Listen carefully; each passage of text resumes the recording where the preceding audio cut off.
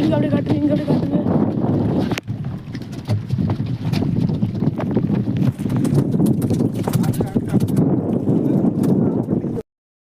இந்த வீடியோ பிடிச்சிருந்தா லைக் பண்ணுங்கள், ஷேர் பண்ணுங்கள், கமெண்ட் பண்ணுங்கள்.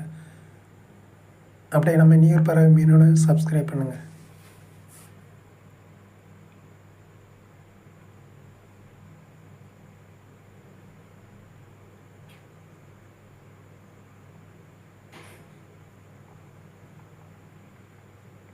அடுத்த ஒரு நல்ல வீடியோவில் நான் உங்களை சந்திக்கிறேன்.